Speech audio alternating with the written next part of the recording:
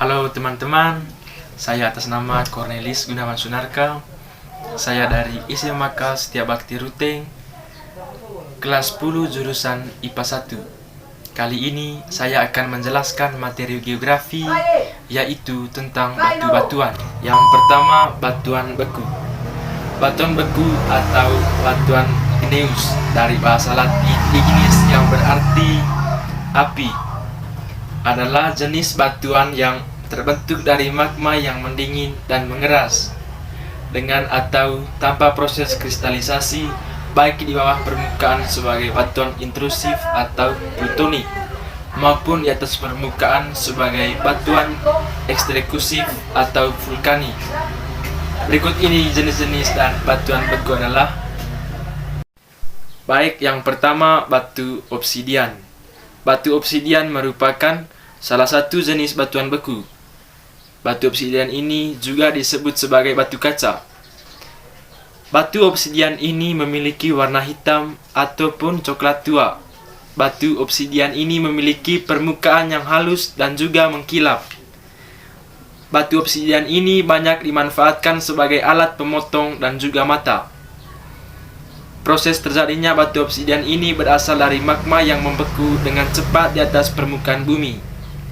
Karena proses terbentuknya ini yang berada di luar permukaan bumi, maka batu obsidian ini seringkali disebut sebagai salah satu jenis batuan beku luar atau batuan beku efusit. Yang kedua, batu granit.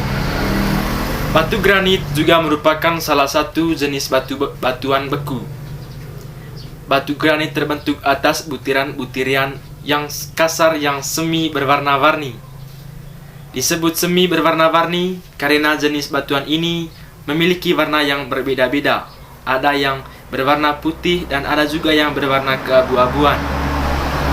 Batu ini merupakan jenis batu yang sering digunakan untuk bahan bangunan atau sering digunakan untuk membangun sebuah gedung.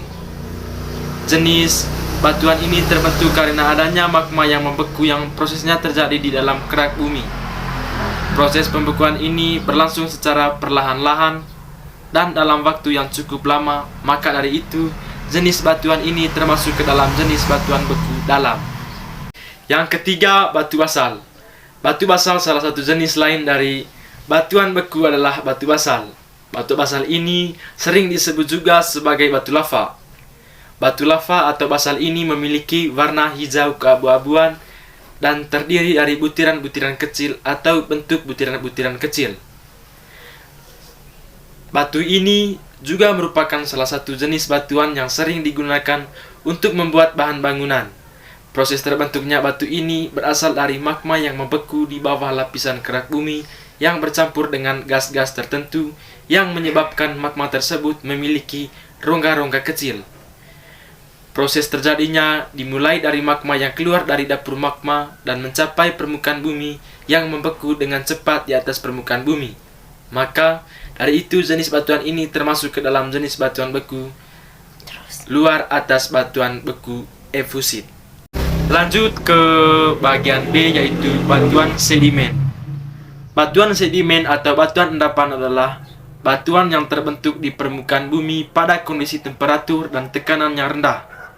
Batuan ini berasal dari batuan yang lebih dahulu terbentuk yang mengalami pelapukan erosi dan kemudian lapukannya diangkut oleh air, udara, atau es, yang selanjutnya diendapkan dan berakumulasi di dalam cekungan pengendapan, membentuk sedimen. Material-material sedimen itu kemudian terkompaksi, menggeras, mengalami litifikasi, dan terbentuklah batuan sedimen. Yang pertama, batu konglomerat. Batu konglomerat adalah salah satu batuan yang ada di bumi. Batuan konglomerat termasuk dalam batuan sedimen. Batuan konglomerat juga menjadi salah satu batuan yang umum ada di bumi. Konglomerat terbentuk dari partikel kecil yang membentuk sedimentasi. Konglomerat bertekstur kasar dan berbentuk besar, rata-rata berukuran lebih dari 2 mm. Batu konglomerat terdiri dari materi sedimen yang halus dan kasar. Materi itu berupa pasir halus dan kerikil yang mengendap. Yang kedua, batu serpih. Batu serpih atau batu serpih ditulis pula sebagai batu serpih tanpa spasi dalam jargon geologi. Bahasa Inggris shale adalah batuan sedimen klastik berbutir halus yang terdiri dari lumpur yang merupakan campuran dari serpihan mineral-mineral lempung dan fragmen-fragmen kecil atau partikel-partikel berukuran lanau dari mineral lainnya, terutama kursa dan kalsit. Rasio antara lempung dengan mineral-mineral lainnya bervariasi. Batu serpih dicirikan dengan sela di sepanjang lamina tipis atau pelapisan paralel yang memiliki ketebalan kurang dari 1 cm yang bisa disebut litai. Yang ketiga, batu gamping.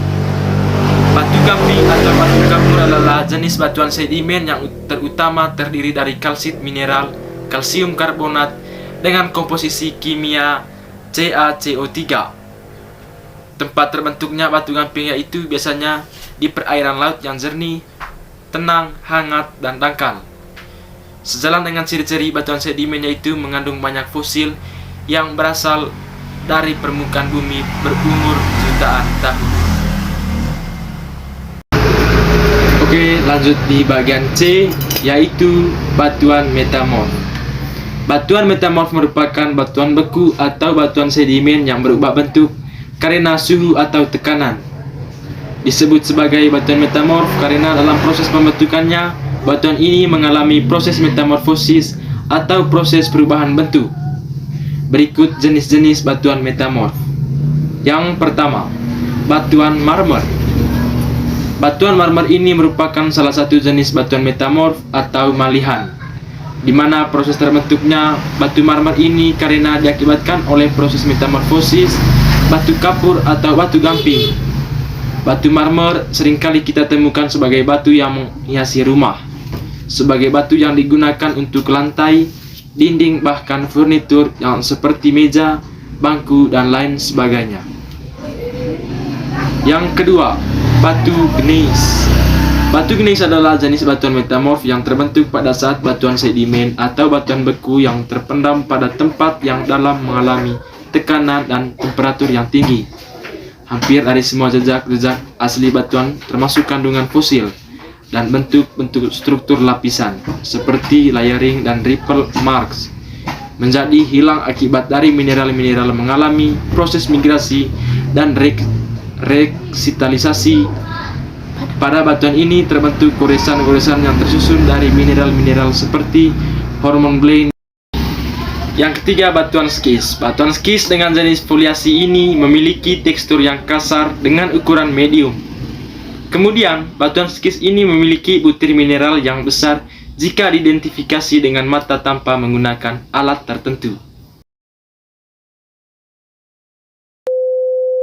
Baik teman-teman, itu saja materi yang dapat saya jelaskan. Sekian dan terima kasih. Jangan lupa like dan subscribe.